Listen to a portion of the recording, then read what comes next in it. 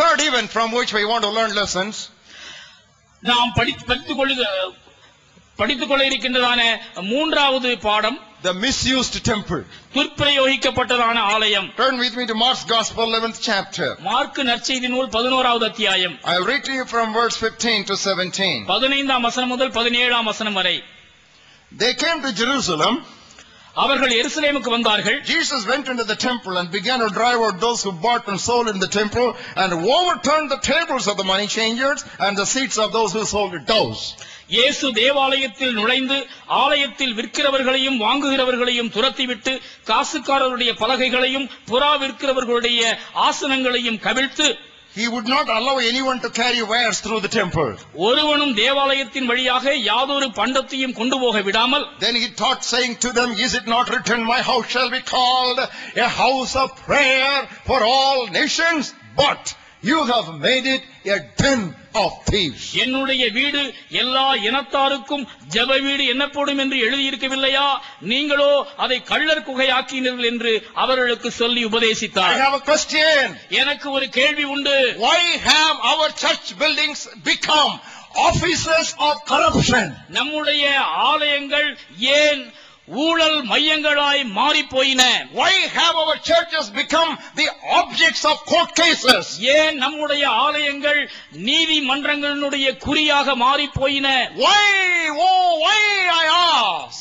நான் ஏன் என்று உங்களை பார்த்து கேட்கின்றேன். Are they not meant to be house of prayer?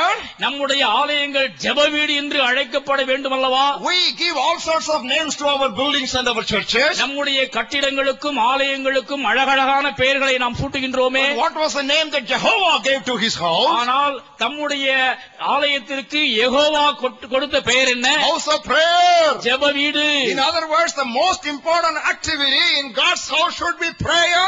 First prayer, second prayer, and I say third also should be prayer. வேறு விதத்திலே சொல்ல வேண்டுமானால் தேவனுடைய ஆலயத்திலே முதலும் முக்கியமுமாக காணப்பட வேண்டிய காரியம் என்னவென்றால் முதலாவது ஜெபம், இரண்டாவது ஜெபம், ஏன் மூன்றாவதும் கூட ஜெபம்தான். When the early church prayed, the place where they were gathered together was shaken.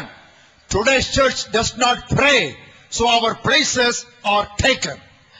ஆதி திருச்சபையிலே மக்கள் கூடி ஜெபித்த பொழுது அவர்கள் கூடியிருந்த இடம் அசைந்தது. ஆனால் இன்றைய திருச்சபை மக்களாகிய நாமோ ஜெபிப்பது கிடையாது. ஆகவே நமக்கு சொந்தமான இடங்கள் பிடுங்கப்படுகின்றன. I want to tell you another thing tonight. நான் இன்னொரு காரியத்தை இந்த இரவிலே உங்களோடு சொல்லிக்கொள்ள பிரியப்படுகிறேன். Not just a house of prayer. ஜெப வீடு மட்டுமல்ல. It is a house of prayer, mind you. Underline that, underline that, underline. It is a house of prayer for all nations, all people groups, all languages, all men and women, not just Jewish community, all the non-Jewish communities as well. தேவாலயம் என்பது ஜெப வீடு என்ற நிலையில் மட்டுமல்ல, நன்றாக கவனித்து அடிக்கோடிட்டுக் கொள்ளுங்கள். எல்லா இனத்தவருக்கும் அது ஜெப வீடு என்று எழுதப்பட்டுள்ளது. எல்லா மொழி பேசுகின்றவர்கள், எல்லா மக்கள் கூட்டங்களை சேர்ந்தவர்கள், பல்வேறு நிறத்தை இனத்தை சேர்ந்ததான அனைத்து மக்களுக்கும் இது ஜெப வீடு என்று அழைக்கப்படுகின்றது. யூத மக்களுக்கு மட்டுமல்ல, புறவினத்தார் அனைவருக்கும் இது ஜெப வீடு. In other words, our churches must have programs which will attract non-Christians. நம்முடைய திருச்சபைகளிலே கிறிஸ்தவர் அல்லாதோருக்கான நிகழ்ச்சிகள் தான் பெருவாரியாக நடத்தப்பட வேண்டும் என்பதுவே நாம் கற்றுக்கொள்ளக்கூடியதான படிப்பினை. King Solomon built a huge, magnificent edifice for the Lord of Lords and the King of Kings. Solomon அங்கே மனோகரமான மாட்சிமை மிகுந்த மகிமையான தேவ ஆலயத்தை கட்டி எழுப்பினார். He offered a dedication prayer which in its full length is given to us in 1 Kings 8th chapter. 1 ராஜாக்கள் 8வது அத்தியாயத்திலே அவன் செய்ததான மிக அருமையான பிரதிஷ்டை ஜெபத்தினுடைய விரிவாக்கம் கொடுக்கப்பட்டுள்ளது. I want every pastor to teach that prayer to your congregation. உங்களுடைய சபை மக்கள் அனைவருக்கும் போதகர்களாகி நீங்கள் இந்த ஜெபத்தை கற்றுக் கொடுக்குமாறு உங்களை நான் வேண்டுகின்றேன். I want to just take a small portion from that and expound that to you. அந்த ஜெபத்தினுடைய ஒரு பகுதியை மட்டும் எடுத்து உங்களுக்கு நான் விளக்க பிரியப்படுகின்றேன். What did Solomon pray? Solomon என்ன ஜெபித்தார்? Oh God, தேவனே, when a foreigner who is not of your people will lift up his hands towards heaven from this temple, இந்த ஆலயத்திற்கு நேரே அந்நியன் ஒருவன் கையெடுத்து வேண்டும் பொழுது, please Lord listen to his prayer request. அவனுடைய ஜெபத்திற்கு நீர் செவிகொடும். So that the world will know that there is one God and there is no one else. தேவன் ஒருவர் இருக்கிறார் என்றும் அவரை தவிர வேறு தேவன் இல்லை என்றும் உலகம் அறிந்து கொள்ளட்டும். Now shall I tell you in what context he made that prayer? எந்த சூழலிலே இந்த ஜெபத்தை அவன் செய்தான் என்று நான் உங்களுக்கு சொல்லட்டுமா? When you go to Agra, you definitely visit Taj Mahal. நீங்கள் ஆக்ராவிற்கு செல்வீர்களேயானால் நிச்சயமாக தாஜ்மஹாலை பார்க்க தவற மாட்டீர்கள். Even a non-Jew, when he came on a business trip to Jerusalem, he will definitely look at the temple. யூதர் அல்லாத ஒருவன் சுற்றுப்பயணமாக எருசலேமிற்கு வருவானேயானால் நிச்சயமாக அந்த எருசலேம் தேவாலயத்தை அவன் பார்க்கத்தான் செய்வான். He will get into the temple. அந்த ஆலயத்திற்குள் அவன் நுழைவான். Here and there in all corners people will be kneeling down before God, lifting their hands before the Holy One. அங்கும் இங்குமாக பரிசுத்தராகிய ஆண்டவரை நோக்கி மக்கள் ஜெபித்துக் கொண்டிருப்பார்கள். And this man will be taken up by that reverence. He will also kneel down, even though he is not a worshipper of Jehovah. He will lift up his heart unto God. யெகோவாவை வணங்குகின்ற ஒரு பக்தனாக இவன் இல்லை என்றாலும் கூட அங்கு காணப்படுகின்றதான பக்தி சூழலிலே தானும் கூட உந்தப்பட்டு இறைவனை நோக்கி மன்றாடுவதற்கு அவன் ஏவப்படுவான். So whatever problem he came with, he will unload it before God. என்னென்ன பிரச்சனைகளோடு கூட அவன் வந்தானோ அந்த பிரச்சனைகளை எல்லாம் ஆண்டவருடைய சமூகத்திலே இறக்கி வைக்க அவன் துவங்குவான். And Solomon is praying. Solomon அப்பொழுது ஜெபிக்கின்றான். Oh God, please listen to the prayer of that non-Jew. தேவனே, இப்படிப்பட்ட அந்நியனுடைய ஜெபத்திற்கும் நீர் செவிகொடும். Why?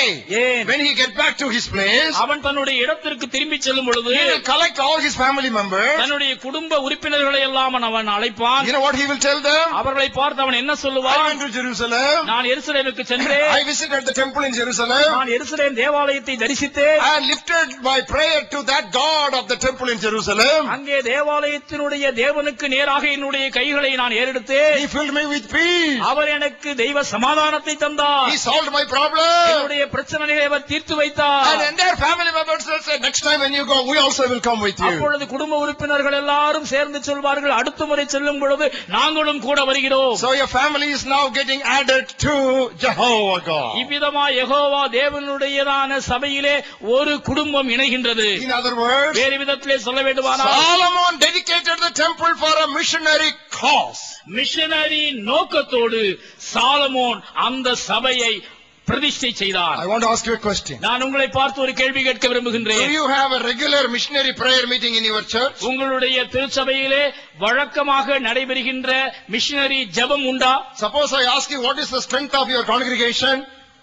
உங்களுடைய திருச்சபையின் அங்கத்தினர் எண்ணிக்கை எத்தனை பேர் என்று நான் கேட்டால், Don't tell me how many people attend the Sunday service. ஞாயிறு ஆராதனைக்கு வருகின்ற மக்கள் எண்ணிக்கையை நீங்கள் சொல்லாதிருங்கள். Tell me how many attend the missionary prayer meeting. Missionary ஜெபக்குழுவை எத்தனை பேர் வருகின்றார்கள் என்று சொல்லுங்கள். Because it is a house of prayer for all people.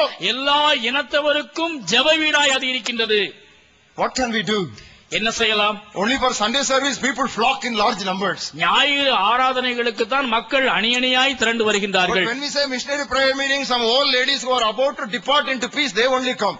Missionary ஜெபக்குழு என்று சொன்னால் இந்த உலகத்தை விட்டு கடந்து போகின்ற நிலையிலே இருக்கின்ற வயதான மூதாட்டிகள் 4 பேர் தான் அங்கு வந்து What உட்கார்ந்திருப்பார்கள். can we do? என்ன செய்ய போகிறோம்? We are not able to change our people. நம்முடைய மக்களை மாற்ற முடியவில்லையே. I will give you an idea. நான் உங்களுக்கு ஒரு ஆலோசனை சொல்லுகின்றேன். Place it before your next church council.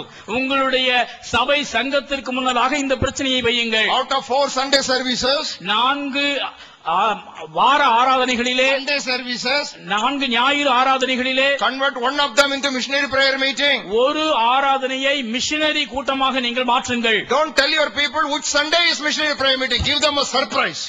எந்த ஞாயிறு மிஷனரி ஞாயிறு என்று முன்னதாக மக்களுக்கு அறிவிக்காதிருங்கள். அது அவர்களுக்கு ஆச்சரியமாக இருக்கட்டும். Make one Sunday of the 4 Sundays a missionary prayer. 4 ஞாயிறு ஆராதனைகளிலே ஒரு ஆராதனை நற்செய்தி ஆராதனையாக இருக்கட்டும். Why not?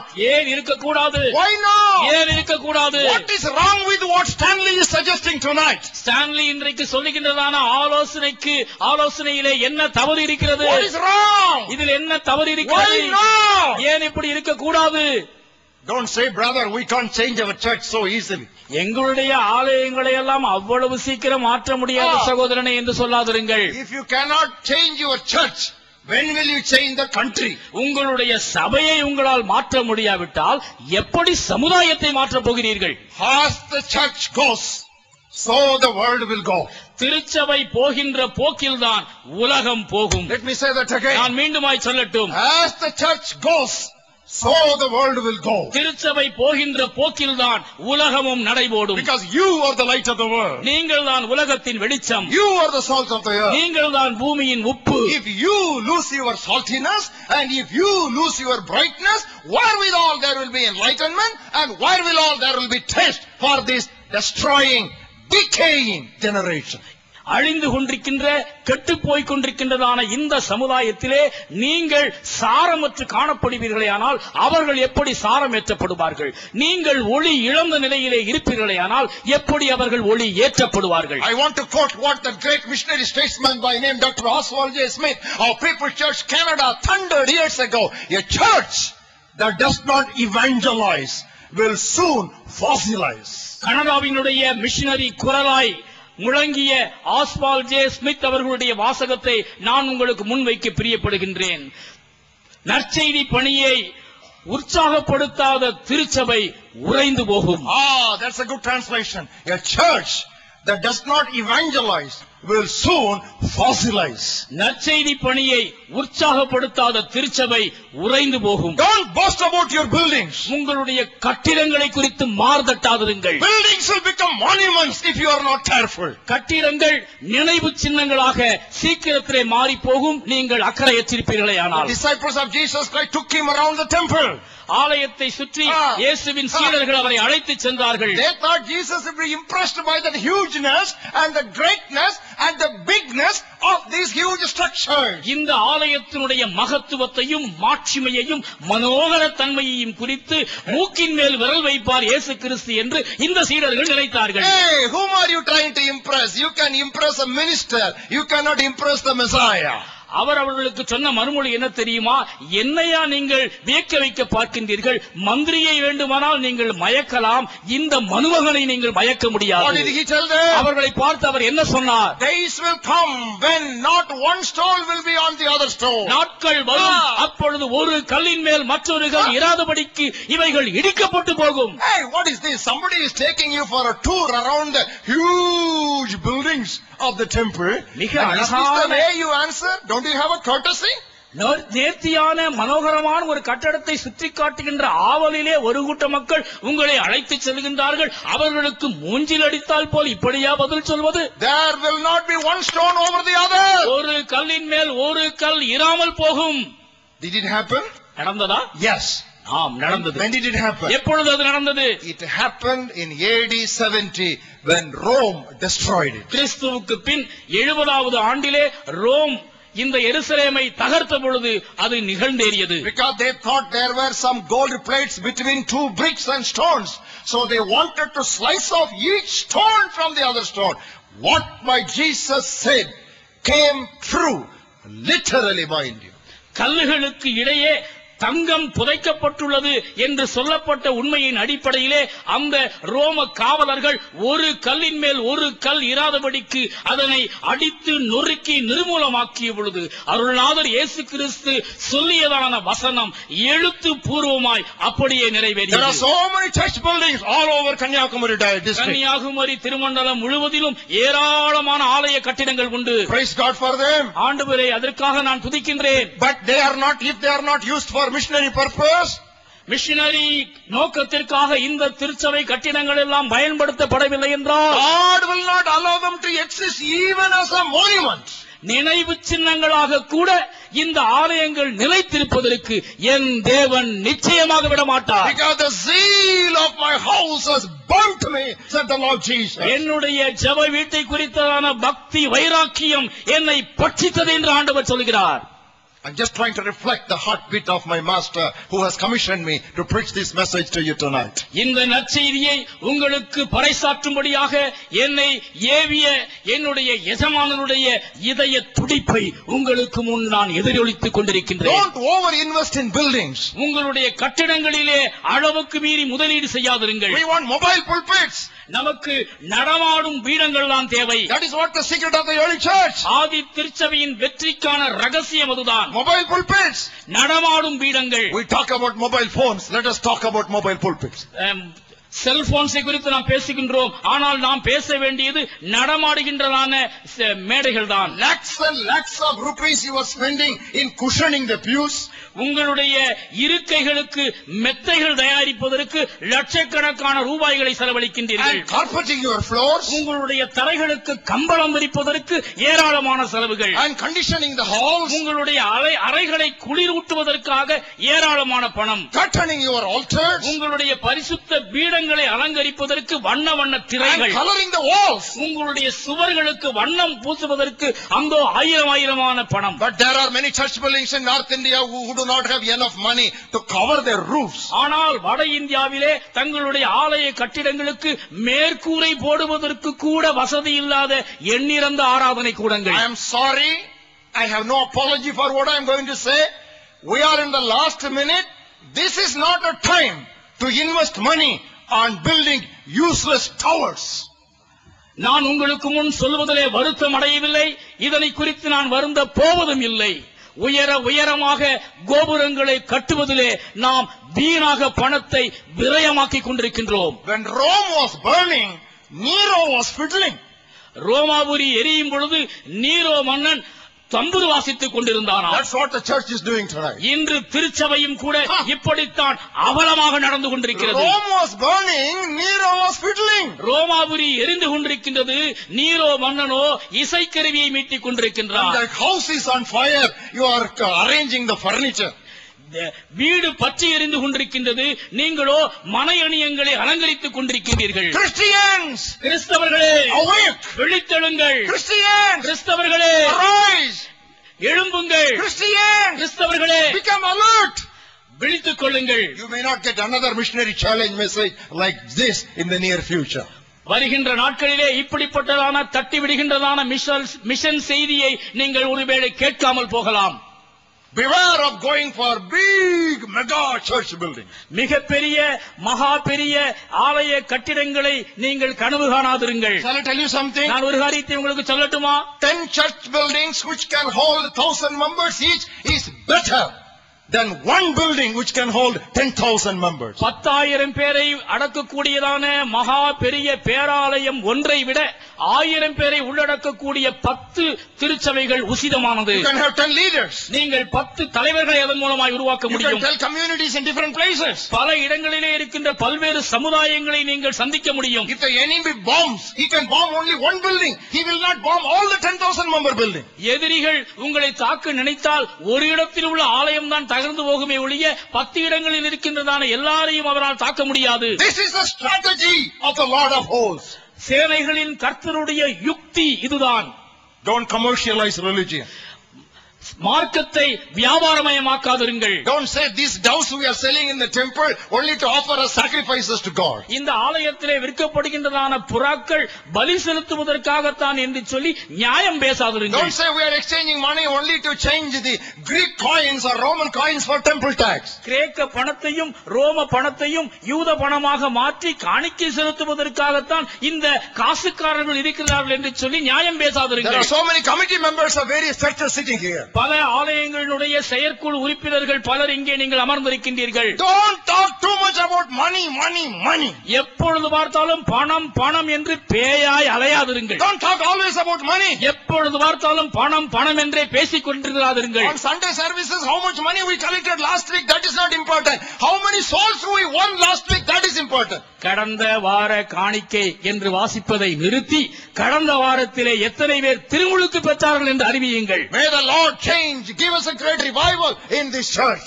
எங்களுடைய திருச்சபையிலே ஒரு மகா பெரிய எழுப்புதலை ஆண்டவர் தருவாராக என்று Oh நீங்கள் Lord, I கூறுங்கள். pray in the name of your dear Son. Oh Lord, send a revival. Send your fire upon this Kanyakumari diocese. As I prayed 2 days ago, Lord, make this congregation a model congregation for all these courts of dioceses all over Bharat.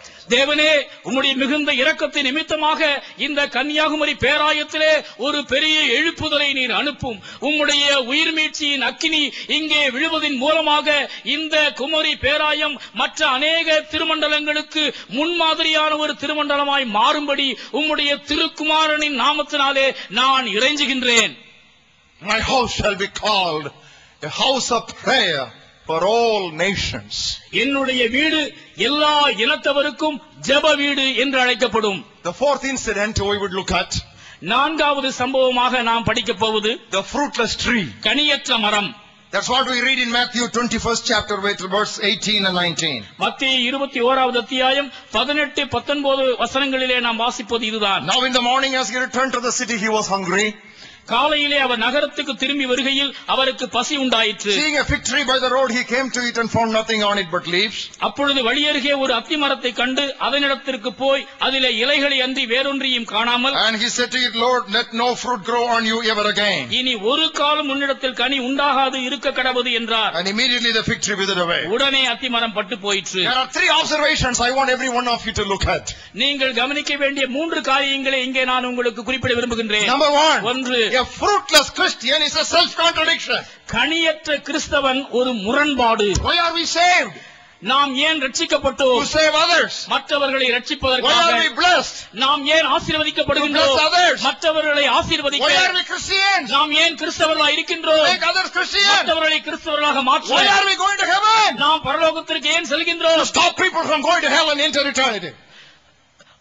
To stop people from going to hell and enter eternity. அங்கே அழியாத அக்கினியாகிய நரகத்திற்குள் போவதை நிறுத்துவதற்காக. What did Jesus say? இயேசு கிறிஸ்து என்ன சொன்னார்? I chose you. நான் உங்களை தெரிந்து கொண்டேன். I have ordained you. நான் உங்களை பிரதிஷ்டை செய்திருக்கின்றேன். What for? எதற்காக? That you may go and bring forth fruit and my fruit may remain. நீங்கள் போய் கனி தரவும் அந்த கனிகள் நிலைத்திருக்கவுமே விரும்புகின்றேன். Why are we following Jesus Christ? நாம் இயேசு கிறிஸ்துவை ஏன் பின்பற்றுகின்றோம்? Jesus did not say, follow me, I will bless you. என்னை பின்பற்றி வாருங்கள், நான் உங்களை ஆசீர்வதிப்பேன் என்று அவர் சொல்லவில்லை. He said, follow me, I will make you fishers of men. என்னை பின்பற்றி வாருங்கள், நான் உங்களை மனிதரை பிடிப்போராய் மாற்றுவேன். Soul winning is not an option, it is an obligation. ஆத்தும ஆதாயம் விருப்பம் அல்ல, கடமை. It is not an obligation, it is not an option, it is an obligation. விரும்பினால் செய்கின்ற ஒன்று நற்செய்தி பணி அல்ல, மாறாக உங்கள் மேல் விழுந்த கடமை நற்செய்தி பணி. There was a fruitless man who was a single talented man. ஒரு தாளந்து பெற்றிருந்ததான கனியற்ற ஒரு மனிதன் அங்கே இருந்தான். How did the master call him? அவனுடைய எஜமானர் அவனை எப்படி அழைத்தார்? You wicked man. பொல்லாப்பான ஊழியக்காரனே. Wicked man. பொல்லாங்கான ஊழியக்காரனே. It is not laziness, it is wickedness. சோம்பேறி என்று அவனை மட்டும் அழைக்கவில்லை, பொல்லாப்பு என்று அழைத்தார். This tree was making a pretense. இந்த மரம் மாய்மாலம் உள்ளதாய் இருந்தது. It was showing a lot of leaves. அங்கே பார்ப்பதற்கு அநேக இலைகள் அங்கே காணப்பட்டது. Even the initial bud which is edible, even that was not there. அந்த மரத்திலோ முற்கனிகள் காணப்படவில்லை. That is what we are also doing. இன்றைக்கு நாமும் கூட அப்படித்தான் காணப்படுகிறோம். Lot of show. அநேக பந்தா. We have lot of self-deception. நாம் நம்மை நாமே சுய வஞ்சகத்தினாலே நிறைத்திருக்கின்றோம். We are making general statements. பொதுவான அறிக்கைகளை கொடுக்கின்றோம். Our church is doing. எங்களுடைய சபை இதை செய்கிறது. Our diocese is doing. எங்களுடைய திருமண்டலம் இதனை சாதித்தது. What are you doing as an individual? தனி நபராக நீங்கள் எதை சாதித்தீர்கள்? What does the Bible say? வேதம் என்ன சொல்கிறது? Behold, I come quickly. இதோ நான் சீக்கிரமாய் வருகிறேன். My reward comes to give every man, underline, there is an individual aspect. Every man according to his work. அவன் அவனுடைய செய்கைகளுக்கு தக்கதாக அடிக்கோடிடுங்கள். அவனுக்கு நான் அளிக்கும் பலன் என்னோட கூட வருகிறது. 5 talents, 1 man, you come and give the account. 5 தாலந்து நிறைந்த ஒரு மனிதன் வந்து தனியாக கணக்கு 2 கொடுக்கிறார். talents, you come and give an individual account. 2 தாலந்து நிறைந்த ஒரு மனிதன் தனியாக வந்து அங்கு கணக்கு கொடுக்கிறார். Single talent, you come and give the account. 1 தாலந்து நிறைந்த ஒரு மனிதன் தனியாக வந்து கணக்கு Don't கொடுக்கிறார். make generalized statements and get out of your individual responsibility. பொதுவான புள்ளி விவரங்களை பறைசாற்றி உங்களுடைய தனிப்பட்ட பொறுப்பினை தட்டி கழிக்காதிருங்கள். This tree was instantly withered. இந்த பட்டுமரம் இந்த அத்திமரம் உடனடியாக பட்டு போனது. But there is another parable that Jesus mentioned. ஆனால் இதே விதமாக ஆண்டவர் மொழிந்த இன்னொரு உவமையும் உண்டு. A man planted a fig tree in his vineyard. தன்னுடைய திராட்சை தோட்டத்திலே ஒரு மரம் அத்தி மரத்தை நட்டானாம். First year there was no fruit. முதல் வருடத்திலே எந்த கனியும் இல்லை. Second year no fruit. இரண்டாவது ஆண்டிலும் கனி இல்லை. Third year no fruit. மூன்றாவது ஆண்டிலும் கனி இல்லை. What did he say? அப்பொழுது அவன் என்ன சொன்னான்? You cut down this tree. இந்த மரத்தை வெட்டி போடு. Why should it waste my ground? இது ஏன் இந்த நிலத்தை கெடுக்கின்றது? And the gardener came. அப்பொழுது தோட்டக்காரன் வந்து He pleaded. மன்றாடினான். Please leave it for one more year. தயவு செய்து ஓராண்டு மட்டும் இருக்கட்டும். I will just dig around it. நான் அதனை சுற்றி கொத்தி எரு போடுவேன். I will fertilize it. நான் அதற்கு உரமிடுவேன். I will fence it. நான் அதற்கு வேலி அடைப்பேன். Then you see whether it gives fruit or not. பிறகு அது கனி தருகிறதா இல்லையா என்று பாருங்கள். If not, you can just fell it down. அப்படி இல்லை என்றால் அதற்கு பிற்பாடு வெட்டி போடலாம். Brothers and sisters, listen to me. அருமையான சகோதர சகோதரிகளே கவனியுங்கள். Those who are sitting on the chairs. நாற்காலிகளில் உட்கார்ந்திருக்கின்றவர்கள். And those who are just squatting on the ground. நீங்கள் தரையிலே உட்கார்ந்திருக்கின்றவர்கள். Listen to what I say very carefully. நான் சொல்வதை நன்றாக கவனியுங்கள். For many of you, this may be your fourth and final year. உங்களிலே அநேகருக்கு இது 4வது கடைசி ஆண்டாக இருக்கலாம். I wish not, but it might be. அது அப்படி இருக்க வேண்டாம் என்று நான் வாஞ்சிக்கின்றேன். ஆனால் ஒருவேளை அது அப்படியாக இருக்கலாம். This may be your fourth and final year. 4வது இறுதி ஆண்டாக உங்களுக்கு இது இருக்கலாம். Why do I say that? நான் ஏன் அதை எப்படி சொல்லுகின்றேன்? When tsunami hit Kolachal, why were you spared? கொளச்சலிலே சுனாமி தாக்கிய பொழுது நீங்கள் எப்படி நிர்மூலமாகாமல் தப்பித்தீர்கள்? When the tower of Siloam fell down and killed so many people, how did you get spared? சீலோவாமிலே கோபுரம் இடிந்து விழுந்த பொழுது அநேகர் கொல்லப்பட்டார்களே, நீங்கள் எப்படி தப்பித்துக் கொண்டீர்கள்? Do you think that you are more righteous than them and they were more wicked than you? அவர்கள் எல்லாரை பார்க்கிலும் நீங்கள் நீதிமான்கள் என்றோ, உங்களை பார்க்கிலும் அவர்கள் பாவிகள் என்று நீங்கள் நினைக்கின்றீர்களோ? Nay, I tell you, if you do not repent, you shall likewise perish. நீங்களும் மனம் திரும்பாமற் போனால் அப்படியே கெட்டுப் போவீர்கள். Why did Herod mix that blood of the Galileans? பிலாத்து அநேக கலிலேயருடைய ரத்தத்தை கலந்திருந்தான். Why? ஏன்? You think that they were more ungodly than you? அவர்கள் தேவபக்தி அற்றவர்களாய் உங்களை விட மோசமானவர்களாய் இருந்தார்கள் என்று எண்ணுகின்றீர்களோ? Nay, I tell you, unless you repent, you also will likewise perish. நீங்களும் மனம் திரும்பாமற் போனால் அப்படியே கெட்டுப் போவீர்கள். Dear brothers and sisters, அருமையான சகோதர சகோதரிகளே, I think I will start bleeding if I continue. நான் தொடர்ந்து இப்படியே கூவிக்கொண்டிருப்பேனேயானால் நிச்சயமாக நான் இரத்தம் சிந்துவேன் என்று நான் நம்புகின்றேன். But I don't mind dying preaching. நான் பிரசங்கித்துக் கொண்டிருக்கும் பொழுதே நான் மரிப்பேனேயானால் நிச்சயமாக அதை குறித்து நான் கவலைப்படவில்லை. So I'll continue my sermon. ஆகவே நான் தொடர்ந்து என்னுடைய செய்தியை சொல்ல விரும்புகின்றேன். I do not want you to be resurrected on that resurrection morning with an unpleasant surprise to hear the masters, I do not know you. Get away from me. உயிர்த்தெழுதலின் காலை வேளையிலே உயிர்த்தெழுந்த ஆண்டவர் உங்களை பார்த்து, உங்களை நான் அறியேன், என்னை விட்டு அகன்று போங்கள் என்று சொல்லப்படாமல் இருக்கும்படியாய் நான் வாஞ்சிக்கின்றேன். The fifth incident I want to look at. நாம் தியானிக்க வேண்டிய 5வது சம்பவம், The sacrificial women. தியாக பெண்மணிகள். It happened on Tuesday. செவ்வாய்க்கிழமையிலே இது நடந்தது. Now if you look at the chronological calendar, this happened on Tuesday. அந்த நாட்காட்டியை நீங்கள் கவனமாக பார்ப்பீர்களேயானால் அந்த வரிசைப்படி செவ்வாய்க்கிழமையிலே இந்த நிகழ்ச்சி நிகழ்ந்தது. One was a poor widow. ஒன்று ஏழை விதவை, The other one was a woman. மற்றொன்று ஒரு பெண். The poor widow had only 2 coins. அந்த ஏழை விதவைக்கு 2 காசுகள் மட்டுமே இருந்தது. People came in a queue to just offer to the treasure box. அங்கே ஆலயத்திலே காணிக்கை செலுத்துவதற்காக மக்கள் வரிசையாக வந்து கொண்டிருந்தார்கள். Maybe she wanted to part with 1 coin and keep 1 for her return fare. ஒருவேளை அந்த பெண் ஒரு காசை காணிக்கையாக செலுத்திவிட்டு தான் திரும்பி போவதற்கு செலவிற்காக மற்றொரு காசை வைத்துக் கொள்ளலாம் என்ற எண்ணத்தோடு வந்திருக்கலாம். But when she approached the treasury box, ஆனால் அந்த கருவூல பெட்டியின் அண்டை அவள் வந்த பொழுது there was Jesus seated near. இயேசு கிறிஸ்து அந்த பெட்டியின் பக்கத்திலே உட்கார்ந்ததை கவனித்தாள். She was totally transformed. முழுவதுமாக மறுரூபம் அடைந்தாள். So she didn't want to keep anything for her return fare. தனக்காக தன்னுடைய திருப்பி வழி பயணத்திற்காக எதையும் வைத்துக் கொள்ள பிரியப்படவில்லை. She threw both the coins because there was Jesus. 2 காசுகளையும் அங்கேயே ஆண்டவருக்காக போட்டுவிட்டாள். That was all her future. அதுதான் அவளுடைய முழுமையான எதிர்காலம். And that she invested for God. தன்னுடைய வாழ்நாளுக்காக வைத்திருந்ததை ஆண்டவருக்காக முதலீடு செய்தாள். There was another woman. அங்கே இன்னொரு பெண். She had a beautiful perfume. அவளுடைய கையிலே அருமையான ஒரு நள தைலம் இருந்தது. Beautiful perfume. Maybe it was as expensive as a French perfume. மிக விலை உயர்ந்த பிரெஞ்சு நாட்டை சேர்ந்ததான நேர்த்தியான ஒரு தைலமாக இருந்திருக்கும் என்று நான் நம்புகின்றேன். How expensive is that? அது எவ்வளவு கிரயம் உடையது? 300 pieces of silver. 300 பணம். What is that? அதனுடைய பொருள் என்ன? Leaving out 52 Sabbaths, that is 300 days wages, 1 year wages. 52 ஓய்வு நாட்களை ஓராண்டிலிருந்து கழிப்பீர்களேயானால் மீதியுள்ள 300 நாட்களுக்கான பணம் சம்பாத்தியம். அது 1 year earnings. ஒரு வருட சம்பாத்தியம்.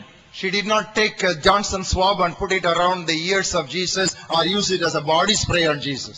அந்த தைலத்தினுடைய குப்பியை திறந்து ஏதோ 1-2 சொட்டுகளை ஆண்டவர் மீது தெளிக்கவோ ஆண்டவர் மீது பூசவோ அவள் முற்படவில்லை. What did she do? அவள் என்ன செய்தாள்? She broke it on Jesus. அதை உடைத்து ஊற்றினாள். She poured it on Jesus. ஆண்டவர் மீது அவர் ஊற்றினாள். What does the Bible say? வேதம் என்ன சொல்கிறது?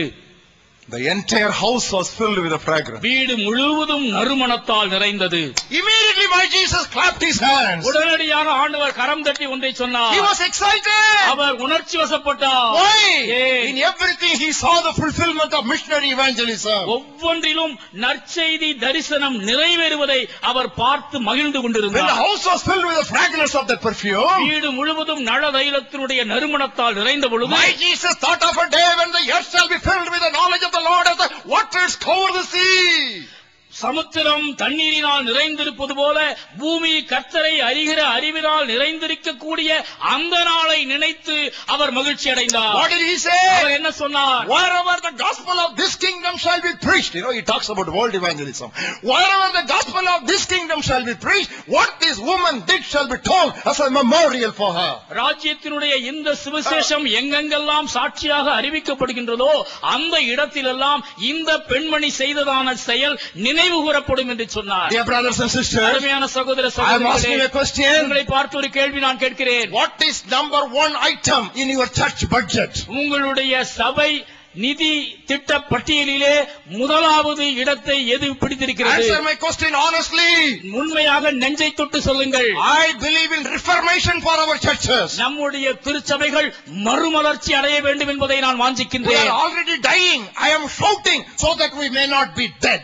நாம் ஏற்கனவே செத்து கொண்டிருக்கின்றோம். அப்படியே செத்து உறங்கி விடாதபடிக்கு தட்டிவிட நான் விரும்புகின்றேன். That is why I am preaching like this tonight. ஆகையால் தான் இன்றைக்கு நான் இவ்விதமாய் முழங்கிக் கொண்டிருக்கின்றேன். What is number one item in your church budget? உங்களுடைய சபையினுடைய வரவு செலவு பட்டியலிலே முதல் முன்னுரிமை எதற்கு கொடுக்கப்பட்டுள்ளது? It must be missionary evangelism. அது நற்செய்தி மிஷனரி பணிக்காகவே இருக்க Why do I வேண்டும். say that? நான் ஏன் அதை எப்படியாய் This is சொல்கிறேன்? a faithful saying and worthy of all acceptance that Christ Jesus came into the world to save sinners. பாவிகளை ரட்சிக்க கிறிஸ்து இயேசு உலகத்தில் வந்தார் என்கிறதான வார்த்தை உண்மையும் எல்லா அங்கீகரிப்புக்கும் பாத்திரமுமான ஒரு சொல்லாயிருக்கிறது. That is why John Wesley said like this. ஆகவேதான் ஜான் வெஸ்லி வீதமாய் சொன்னார், The church is the only society that functions for its non-members. திருச்சபை தன்னிடத்தில் உறுப்பினர் அல்லாதோருடைய நன்மைக்காக செயல்படுகிறது. The church is the only society which functions for the benefit of its non-members. தன்னிடத்தில் உறுப்பினர் அல்லாதோருடைய நன்மைக்காக செயல்படுகின்ற ஒரே ஒரு சமுதாயம் தான் திருச்சபை. Hallelujah for that Hallelujah. definition. I just love that definition. இந்த மிஷனரி பணியின் வரைவிலக்கணத்திற்காக நான் ஆண்டவரை துதிக்கின்றேன். You know what John Wesley said? John Wesley என்ன சொன்னார்? The world is my parish. உலக மக்கள் அனைவரும் என் சபை மக்கள். You know, I visited John Wesley's house at least 3 times or 4 times. John வெஸ்லியினுடைய இல்லத்தை 3 அல்லது 4 முறை நான் சந்தித்திருக்கின்றேன். Every time I go there, I ask the Lord, fill me, Lord, with the same fire of that man. ஒவ்வொரு முறை John வெஸ்லியினுடைய வசிப்பிடத்திற்கு நான் செல்லும் பொழுதெல்லாம், ஆண்டவரே இந்த ஜான் வெஸ்லியினுடைய அக்கினி ஆவியினாலே என்னை நிரப்பும் என்று நான் ஜெபிப்பதுண்டு. Give me that world vision, Lord. If we don't have world vision, we will die of worldly vision. நாம் இந்த உலக தரிசனத்தினால் நிறைந்திராவிட்டால் உலகத்திற்கு அடுத்த பாரங்களினாலே நாம் நிரம்பி அமிழ்ந்து போய்விடுவோம். Come out of your Old Testament tithe mentality. பழைய ஏற்பாட்டு தசமபாக முறையினின்று வெளியே வாருங்கள். Tithing is Old Testament. தசமபாகம் கொடுப்பது என்பது பழைய ஏற்பாட்டு பஞ்சாங்கம். What is New Testament? புதிய ஏற்பாடு என்பது என்ன? Liberal giving, தாராளமாய் கொடுத்தல், lavish giving, உதாரத்துவமாய் கொடுத்தல், exuberant giving, அள்ளி cheerful கொடுப்பது, giving, உற்சாகமாய் கொடுப்பது, no calculated giving. கணக்கு பாராமல் கொடுப்பது. 2 coins were thrown, it is tithe or total? 2 காசுகளையும் அவள் போட்டுவிட்டாலே அது தசம பாகமா முழுமையான பாகமா? She poured all that she kept for her future bridegroom. Is it tithe or total? தன்னுடைய வருங்கால மணவாளனுக்காக சேர்த்து வைத்திருந்தாலே ஓராண்டு சம்பாத்தியம் அவ்வளவற்றையும் ஊற்றினாலே அது தசம பாகமா முழு பாகமா? Tithing is Old Testament. தசம பாகம் பழைய ஏற்பாட்டு கதை. You can start there, but you cannot stay there. தசம பாகத்தில் நீங்கள் துவங்கலாம், ஆனால் அதிலே தரித்து நிற்க முடியாது. Let me say that again. நான் மீண்டுமாய் அதை சொல்ல விரும்புகிறேன். Tithing you can start there, but you cannot stay there. தசம பாகத்தில் நீங்கள் காணிக்கை கொடுக்க துவங்கலாம், அங்கேயே நின்றுவிட முடியாது. It is only a tutor to bring you to Christ. கிறிஸ்துவிடத்தில் உங்களை வழிநடத்துகின்றதான உபாத்தி தான் அது. And after that the tutor should go. இந்த உபாத்தி அந்த பாலல் நிலை கடந்தவுடன் கடந்து சென்று விட வேண்டும். Unfortunately, ஆனால் துரதிர்ஷ்டவசமாக on the same day, அதே நாளிலே, oh, I am broken to speak these words. இந்த வார்த்தையை சொல்லுவதற்கு என்னுடைய இருதயம் நொறுங்குகின்றது. One woman threw all her future. தன்னுடைய எதிர்காலம் அனைத்தையும் தாளை வார்த்து விட்டால் ஒரு பெண்மணி. Another young woman threw away all her future saving. ஒரு இளம்பெண் தன்னுடைய வருங்கால சேமிப்பு எல்லாவற்றையும் ஆண்டவருடைய பாதத்திலே ஊற்றிவிட்டாள். Immediately after that, உடனடியாக நிகழ்ந்தது என்ன? follow me carefully. நன்றாக கவனியுங்கள். Immediately after that, இந்த சம்பவத்தை தொடர்ந்து உடனடியாக Judas Iscariot went to the temple to bargain his beloved Lord. ஆலயத்தை நோக்கி யூதாஸ் காரியோத்து சென்று அருள்நாதரை காட்டிக் கொடுப்பதற்கு பேரம் பேசினான். For that woman, the Lord was more important than 1 year saving, but for this disciple, that 1 month saving was more important than his Lord. தன்னுடைய ஓராண்டு சம்பாத்தியத்தை விட அகில உலகத்தின் ஆண்டவர் அந்த பெண்ணுக்கு மகத்தானவராக தோற்றமளித்தார். ஆனால் கேவலம் 1 மாத சம்பளத்தை விட அருள்நாதர் இயேசு மட்டரகமாக இந்த யூதாசுக்கு தோற்றமளித்தார். Which category do you belong to? நீங்கள் எந்த கட்சி? Which category you belong to? நீங்கள் எந்த அணி? Compete in giving to God. தேவனுக்கு கொடுப்பதிலே போட்டி போட்டு கொடுங்கள். Emil Jabbar Singh so beautifully sang. Emil Jabar Singh மிக அழகாக பாடினார். கிறிஸ்துவுக்காக கிறிஸ்துவுக்காய் இழந்தவர் எவரும் தரித்திரரானதில்லை, ராஜ்யமேன்மைக்காய் கஷ்டமடைந்தோர் நஷ்டப்பட்டதில்லை. If you believe that, all of you sing together now. இந்த வார்த்தைகளை நீங்கள் விசுவாசிப்பீர்களேயானால் எல்லாரும் சேர்ந்து இந்த வரிகளை பாடுவோமா? 1, 2. கிறிஸ்துவுக்காய் இழந்தவர் எவரும் தரித்திரரானதில்லை, ராஜ்யமேன்மைக்காய் கஷ்டமடைந்தோ நஷ்டப்பட்டதில்லை. உறக்கம் தெளிவோம், உற்சாகம் கொள்வோம், உலகத்தின் இறுதி வரை. கல்வாரி துணிதான் மழை மாறி பொழியும் நாள் வரை உழைத்திடுவோம். உறக்கம் தெளிவோம், உற்சாகம் கொள்வோம், உலகத்தின் இறுதி வரை. கல்வாரி துணிதான் மழை மாறி பொழியும் நாள் வரை உழைத்திடுவோம். I want you to have these thoughts sunk into your hearts. உங்களுடைய இதயத்திலே ஆழமாய் இந்த உண்மை பதியும்படியாய் நான் விரும்புகின்றேன். Sixthly, ஆறாவதாக, there we see Jesus Christ, the fearless witness. பயமற்ற சாட்சியாக கிறிஸ்து அங்கு தோற்றமளிப்பதை நாம் பார்க்கின்றோம். John's Gospel 18th chapter. யோவான் 18வது அத்தியாயம். I will look at verse 37 with you. 37வது வசனம். Pilate therefore said to him, "Are you a king then?"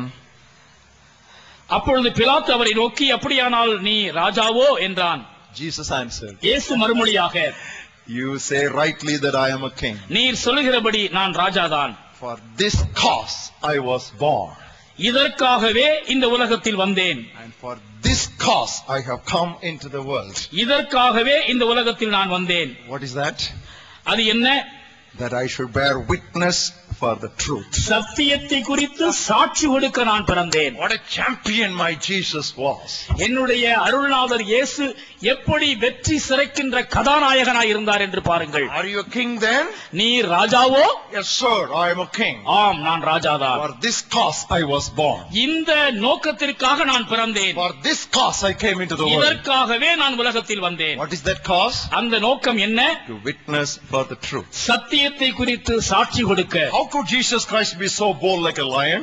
இப்படி சிங்கம் போல கர்ஜிக்க இயேசு கிறிஸ்துவால் எப்படி முடிந்தது? How could that weak, frail body which was outstripped, knocked on the head, hit at the back, plowing on his back, sweating blood, dragged on the dusty roads, shunting between governor and governor, standing before the king, thunder like a lion, like a monarch. Yes, I am king.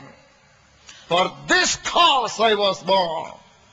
For this cause I came into the world, that I might give witness for the truth. How did he get that? உழுத நிலம் போல முதுகு நைய புடைக்கப்பட்ட நிலையிலே அங்கே தலையிலும் உடலிலும் ஏராளமான காயங்களோடு ரணக்களத்தினால் ரத்தம் பீரிட்டு எழ எருசலேமின் நகர வீதிகளிலே இழுத்து வரப்பட்டு உடலிலே தோய்ந்து போன நிலையிலும் கூட சிங்கமாக கர்ஜித்து, ஆம் நான் ராஜாதான், நான் இதற்காகவே இந்த உலகத்தில் வந்தேன், இதற்காகவே இந்த உலகத்திலே பிறந்தேன், சத்தியத்தை பறைசாற்ற, சத்தியத்திற்கு சாட்சியாய் நிற்கவே நான் வந்தேன் என்று அவரால் எப்படி முழங்க முடிந்தது? Because he prayed. ஏனென்றால் அவர் ஜெபித்தார். You have a willing spirit, but you have a weak flesh. Unless you strengthen your willing spirit to overcome the weak flesh, you will buckle under threats. உடல் பலவீனமானதுதான், ஆவியோ உற்சாகம் உள்ளது.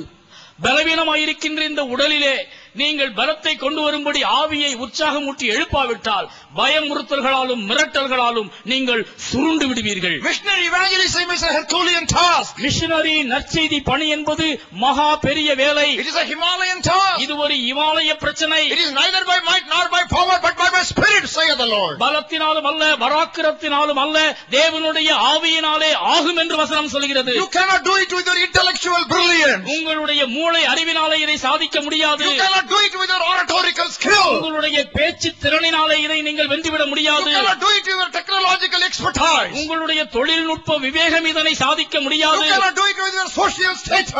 உங்களுடைய சமூக செல்வாக்கு இதனை சாதித்துவிட முடியாது. You cannot do it by your financial power. உங்களுடைய பணபலம் இதை சாதிக்க முடியாது. You cannot do it with your institutional strength. உங்களுடைய நிறுவனத்தினுடைய மேன்மையினாலே இதை சாதிக்க முடியாது. Spiritual battles must be fought with spiritual power. ஆன்மீக போராட்டங்கள் ஆன்மீக பலத்தினாலே சந்திக்கப்பட வேண்டும். Seventhly and last, ஏழாவதும் கடைசியுமாக the dying thief. மரிக்கும் கள்வன், The dying thief. சிலுவை கள்ளன். You read that in Luke's Gospel 23rd chapter, லூக்கா 23வது அத்தியாயத்திலே அதை நாம் வாசிக்கின்றோம். from verse 39 to 43. You read afterwards. நீங்கள் பிறகு சென்று 39 முதல் 43 வசனங்களை வாசித்து பாருங்கள். Wherever you put my Jesus, எங்கு நீங்கள் என் ஆண்டவர் இயேசுவை வைத்தாலும் he was a personal soul winner. அவர் ஆத்தும ஆதாய வீரராகவே ஜொலிப்பார். You hang him on the cross, there also he'll be winning. சிலுவையிலே நீங்கள் அவரை கொலை செய்யுங்கள், அங்கேயும் கூட ஒரு ஆத்மாவை அவர் ஆதாயம் பண்ணி விடுவார். He converted 50% of his congregation on the cross. தன்னுடைய சபை மக்களிலே 50% பாதி பேரை அவர் மனமாற்றி விட்டார். 50% congregation was converted even on the cross. சிலுவையிலே அங்கே 50% ஆத்துமாவை அவர் ஆதாயம் பண்ணினார். He had time for a Nicodemus. நிக்கோதேமுக்கு நேரம் கொடுக்க அவரால் முடிந்தது. He had time for a Zacchaeus. சகேயுவுக்கு நேரம் கொடுக்க அவரால் முடிந்தது. 99 sheep are intact. 99 ஆடுகள் தொழுவத்தில் உள்ளன. Doesn't matter. அதை குறித்து கவலை இல்லை. I want to go after that one lost sheep. தொலைந்து போன ஒரு ஆடுதான் எனக்கு தேவை. Why? I am a shepherd. நான் ஒரு மேய்ப்பன். Dear pastors, you are all called shepherds. அருமையான போதகர்களே, நீங்கள் எல்லாம் மேய்ப்பர்கள் என்று அழைக்கப்படுகிறீர்கள். What should be your heartbeat? உங்களுடைய இதய துடிப்பு எப்படி இருக்க வேண்டும் தெரியுமா? Not the 99 inside the church building, but one who is outside. தொழுவத்தில் இருக்கின்றதான பத்திரமான 99 ஆடுகளை குறித்தல்ல, தொலைந்து போன ஒரு ஆட்டை குறித்து தான். Shall I tell you something? நான் ஒரு காரியத்தை உங்களுக்கு சொல்லட்டுமா? In that story, 99 sheep inside, one sheep was outside. அந்த கதையிலே 99 ஆடுகள் தொழுவத்தில் இருந்ததாகவும் ஒரு ஆடு வனாந்தரத்திலே தொலைந்து போனதாகவும் குறிப்பிடப்பட்டுள்ளது. What is India? ஆனால் இந்தியா என்பது என்ன? One sheep inside, 99 outside. ஒரு ஆடுதான் தொழுவத்தில் இருக்கிறது, 99 ஆடுகள் தொலைந்தே போயின. Pastors, are you listening to me? என்னை நீங்கள் கவனிக்கிறீர்களா? Pastors, are you listening to me? மேய்ப்பர்களே, நான் சொல்வதை கேட்கின்றீர்களா? 99 sheep outside the fold, only one inside the fold. 99 ஆடுகள் அந்தோ பரிதாபமாய் அலைந்து கொண்டிருக்கின்றன, ஒன்றே ஒன்றுதான் ஆலயத்திற்குள் இருக்கிறது. Even when one was lost, the man left the 99 for one, and when 99 are outside the fold, how is it? I ask, how is it? We are careless, unconcerned, and we are casual about the perishing multitude, untold millions still outside the fold. 99 ஆடுகள் தொழுவத்தில் இருந்து ஒரே ஒரு ஆடு தொலைந்து போன நிலையிலேயே அந்த மேய்ப்பன் பதறி அடித்துக் கொண்டு ஓடினானே. ஆனால் இன்று 99 ஆடுகள் வெளியே காணப்படாத நிலையிலே தொலைந்து போயிருக்கின்ற சூழலிலே ஒரே ஒரு ஆத்துமாவை மட்டும் ஆலயத்திற்குள் வைத்துக் கொண்டு தொலைந்து போனவர்களை குறித்து கரிசனையின்றி, அக்கறையின்றி, கவனமின்றி, ஆவலின்றி இருக்கின்றீர்களே. நான் கேட்கின்றேன், இது எந்த விதத்தில் நியாயம்? Oh God, pour a missionary spirit upon all the pastors and all the preachers and all the church leaders of Kanyakumari district and Kanyakumari diocese. தேவனே, இந்த கன்னியாகுமரி மாவட்டம் முழுவதிலும் இருக்கின்றதான அனைத்து சபை போதகர்கள் மீதும், பிரசங்கியார் மீதும், சபை தலைவர்கள் மீதும் ஒரு மிஷனரி தரிசனத்தை நீர் ஊற்றுவீராக. Do it, Lord. செய்யும் ஆண்டவரே. Do it in our time, Lord. எங்களுடைய தலைமுறையில் தானே செய்யும் ஆண்டவரே. Because we in Kanyakumari diocese and Kanyakumari district, we have received more than the other districts, oh God. ஆண்டவரே, மற்ற திருமண்டலங்கள், மற்ற மாவட்டங்கள் பெற்றுக் கொண்டதை விட கன்னியாகுமரி மாவட்டமும் கன்னியாகுமரி திருமண்டலமும் அதிகமாய் உம்மிடத்தில் அனுபவித்திருக்கிறது. Oh God, does not your word say, to whom much is given of him much shall be required? எவனிடத்தில் அதிகமாய் கொடுக்கப்பட்டதோ அவனிடத்தில் அதிகமாய் கேட்கப்படும் என்று உம்முடைய திருவசனம் சொல்லுகின்றது. Oh God, awake, awake us, oh God, alert us from our sleep and slumber and put back that early fire in our heart. ஆண்டவரே, உறங்கிக் கொண்டிருக்கிற எங்களை தட்டி எழுப்பும், அசதியாய் இருக்கின்ற எங்களை எழுப்பிவிடும். ஆதி திருச்சபையினுடைய அக்கினி எங்கள் மீது விழுவதாக. Dear brothers and sisters, சகோதர சகோதரிகளே, the church that is not the church that was.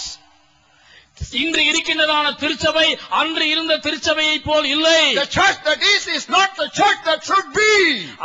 அன்று இருந்த திருச்சபை இருக்க வேண்டிய நிலையிலே இன்று இல்லை. Let us change. நாம் இதனை மாற்றுவோம். Let us repent. நாம் மனம் திரும்புவோம். Let us become radical and revolutionary. நாம் அதிரடி திருப்பங்களை கொண்டு வருகின்றவர்களாகவும் சீர்திருத்தவாதிகளாகவும் மாறுவோம். Number 1. முதலாவது, go to the villages and deliver people from bondage. கிராமங்களுக்கு கடந்து சென்று அடிமைத்தனத்தில் இருக்கிற மக்களை விடுவியுங்கள். Number 2. இரண்டாவது, conduct open air evangelism. திறந்தவெளி நற்செய்தி பணிகளை செய்யுங்கள். Number 3. மூன்றாவது, don't overspend on buildings. கட்டிடங்களில் அதிகமான பணத்தை முதலீடு செய்யாதிருங்கள். Number 4. நான்காவது, understand why God extended your life. தேவன் உங்களுடைய வாழ்நாளை கூட்டி கொடுத்திருப்பதனுடைய நோக்கத்தை புரிந்து கொள்ளுங்கள். Number 5. ஐந்தாவது, give sacrificially for missionary work. தியாகத்தோடு மிஷனரி பணிக்கு அள்ளிக் கொடுங்கள். Number 6. ஆறாவது, depend on the power of the Holy Spirit. பரிசுத்த ஆவியினுடைய வல்லமையை சார்ந்திருங்கள். And number 7. ஏழாவது, give yourself to personal soul winning. தனித்தாள் ஆத்தும ஆதாயத்திற்கு உங்களை நீங்கள் விட்டுக் கொடுங்கள். If you do that, நீங்கள் இவைகளை செய்வீர்களேயானால், my Savior shall be satisfied with the travail of his soul. நமது இரட்சகர் இயேசு தமது ஆத்தும வருத்தத்தின் பலனை கண்டு திருப்தி ஆவார். Let me say that again. நான் இதனை மீண்டுமாய் சொல்லட்டும். If you do all that I have told you tonight, நான் இந்த இரவிலே உங்களோடு பகிர்ந்து கொண்டதான இந்த 7 காரியங்களை நீங்கள் செய்வீர்களேயானால், our Savior shall be satisfied with the travail of his soul. நமது இரட்சகர் தமது ஆத்தும வருத்தத்தின் பலனை கண்டு திருப்தி ஆவார். If you want to commit yourself totally to the sevenfold challenge, when all of you are seated here with your eyes open, nobody move here and there lest you disturb others, please stand up immediately. இந்த 7 பரிமாண சவால் செய்திக்கு முழுமையாக உங்களை நீங்கள் அர்ப்பணிக்க விரும்பினால், அனைவரும் அமைதியாய் அமர்ந்திருக்கின்றதான இந்த வேளையிலே, யாரும் அங்கும் இங்கும் நகராது இருக்கின்றதான இந்த வேளையிலே எழுந்து நில்லுங்கள். Don't look what others will think, or don't stand because others are standing. You may be whatever may be your professional background, stand up if you want to commit yourself afresh to get the flame of God's missionary fire in your heart. மற்றவர்கள் என்ன நினைப்பார்கள் என்று மனதில் எண்ணாதிருங்கள். மற்றவர்கள் நிற்கின்றார்களே என்று நீங்கள் எழுந்து நிற்காதிருங்கள். மாறாக ஆண்டவருடைய நற்செய்தியினுடைய அக்கினி உங்களை பற்றிக் கொள்ளும்படியாக ஆண்டவருடைய சமூகத்திலே அர்ப்பணிப்போடு கூட எழுந்து நில்லுங்கள். Eyes closed. கண்களை மூடுவோம். Heads bowed down. தலைகளை கவிழ்ந்திருப்போம். Hearts lifted up. இருதயங்கள் ஆண்டவருக்கு நேராக உயர்த்தப்படட்டும். We meditated on the sufferings of our Savior during these 4 days. இந்த 4 நாட்களிலே நமது இரட்சகருடைய பாடுகளை குறித்து தியானித்தோம். And I have brought it to an end by quoting the scripture text from Isaiah 53, how we can satisfy our Savior over the travail of his soul. தமது ஆத்தும வருத்தத்தின் பலனை கண்டு திருப்தி அடைகின்றதான மேசியாவாகிய அருள்நாதரை குறித்த வசனத்தை ஏசாயா 53 மேற்கோள் காட்டி என்னுடைய செய்தியை நான் நிறைவு செய்திருக்கின்றேன். Thank you for this response. எழுந்து நிற்கின்ற அநேகருக்காக ஆண்டவருக்கு நன்றி செலுத்துகிறேன். You know why you are standing. ஏன் எழுந்து நிற்கின்றீர்கள் என்று உங்களுக்கு தெரியும். Maybe the missionary call has come to many of you young people already.